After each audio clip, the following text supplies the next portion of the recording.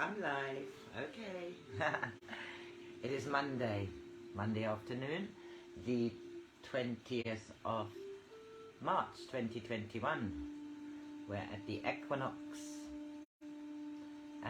today and tomorrow, depending on where you are. It's very rainy today, so I thought I'd put a bit of music on with rain. Scarlet Feather is what I'm reading. It is a book written by Joan Grant. She lived 1907 till 1989, and she was a seer. She wrote books of her far memories. This book is about a tribe, about Raki and Piyanah. She is Piyanah here. They're born as outcasts into an American Indian tribe many thousands of years ago, somewhere in the West.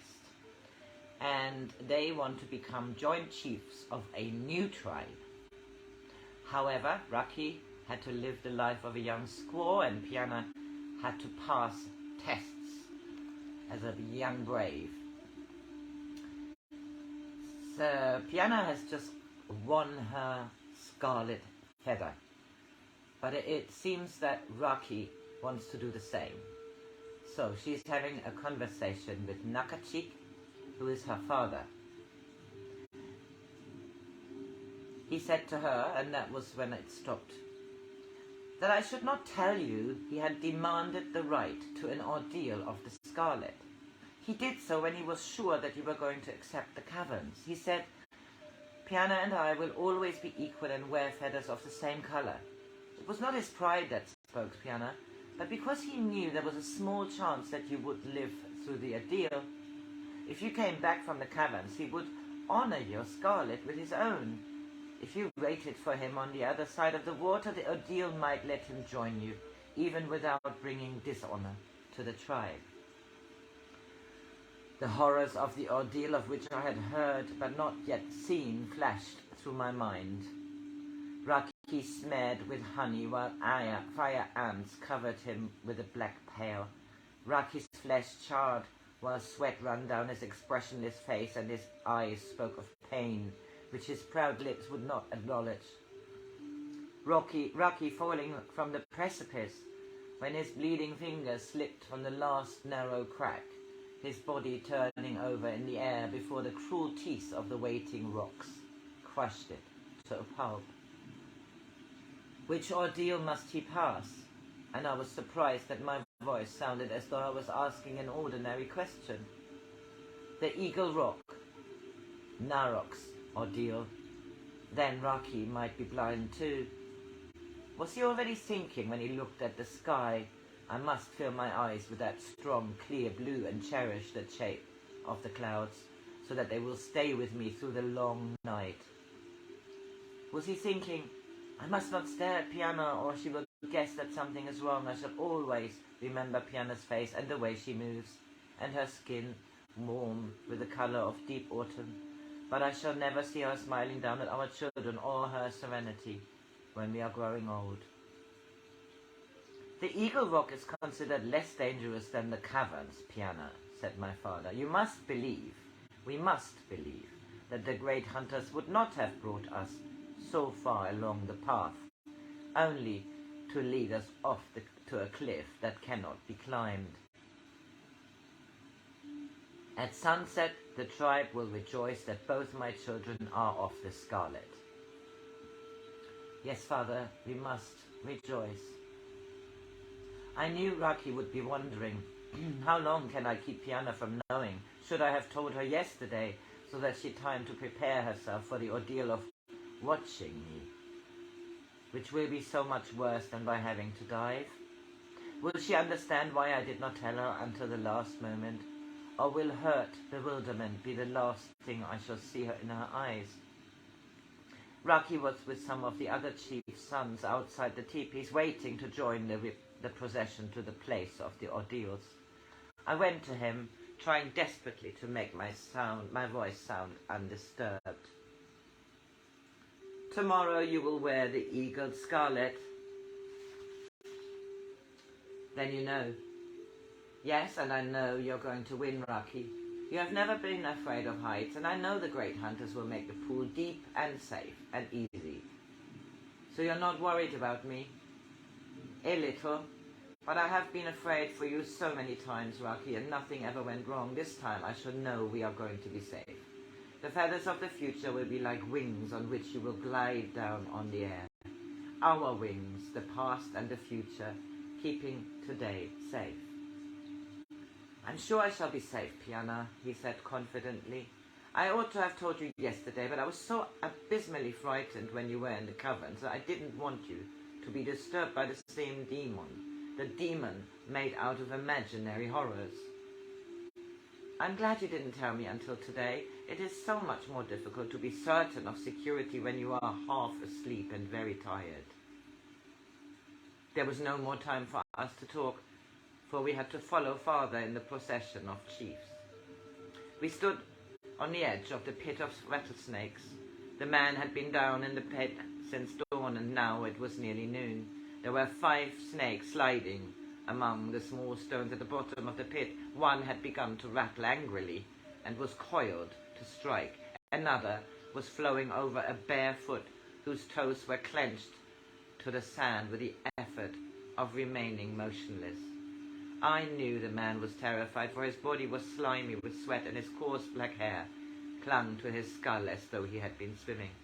His feet were wide apart and the muscles of his legs and thighs were braced with the effort of standing still.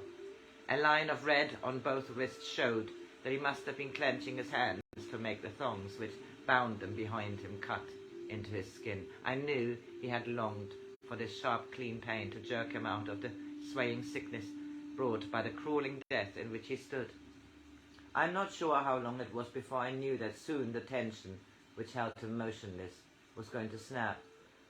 The sun beat down into the pit, and I could see the pupils of his eyes dilating and the flare of his nostrils as he tried to draw deep breaths to quiet his racing heart. The neck muscles stood out like thongs. Then his head fell forward on his chest, and he began to sway. The first rattler got behind the right knee and knocked him forward on his face. He fell on a second snake, and I saw it strike twice, full in the throat. He whimpered like a frightened child and tried to stagger upright, thrusting out with his pinioned hands. A pole thudded down behind him, and a brave from the same tribe slid down into the pit and crushed 2 of the snakes with his tomahawk. 2 other braves flung fish spears and killed the other snakes. When they carried the man up, the flesh around the punctured wounds was already beginning to turn black. They laid him on the ground and covered him with a blanket. The chiefs walked away. The man had failed in an ordeal. He would die. He was no longer of interest. Don't they even try to suck out the poison? I whispered to Raki. They would, if it would be of any use, but 4 rattlers got him, 2 in the throat. He will die soon. His tribe know it, and so does he. They will be cutting wood for his funeral pyre before he gets cold. Raki and I were part of the circle which might have been a council round a watchfire, but instead of flames burning against the night, a naked man stood motionless as a totem pole, waiting for 2 braves from different tribes to prepare him for his ordeal. A sign from the chief, he belonged to the thundering herds. He lay on the ground, his feet wide apart, his arms outstretched on either side. His ankles and wrists were secured by thongs to wooden pegs driven into the floor. On one side of him were placed 2 clay jars, and on the other a rush basket plastered with mud and firmly covered. One of the attendant braves picked up the first jar and poured a stream of pale honey on the man's body, smouldering it evenly over the skin from the neck to a line midway between the navel and the dividing of the loins, from the shoulders to the elbow, and from the knees to the soles of his feet. Then, from the second jar, he scooped handfuls of what looked like heavy bear's grease, but it was nearly black and had a strong pungent smell. With this, he covered all the parts of the body that were not already glistening with honey, but left the face and head untouched. When this was finished, the second brave wrenched the cover from the basket and turned it on its side. A dark swarm that stirred like boiling pitch poured out, a stream which divided into spreading trickles of ants. For a few moments they poured over the ground, requesting in every direction. Then they converged into 3 files and marched towards the feast which had been prepared for them. The ants which tried to climb on a man's hand fell back and died when they touched the black grease, but the rest flowed steadily over their dead to cover the body with terrible swiftness and purpose. A few strayed onto the face which might have been carved wood, which still have been carved wood, but though I saw the lower lip begin to swell and a thin trickle of blood where an aunt had torn a notch in the flesh. Now he seemed to be wearing a tunic and leg coverings of black-red iridescence that shimmered in the blazing sunlight as the ants poured over each other in their lust for honey. I knew that if he moved, they would attack, as though 1,000 war bows were loosened on the command of a chief.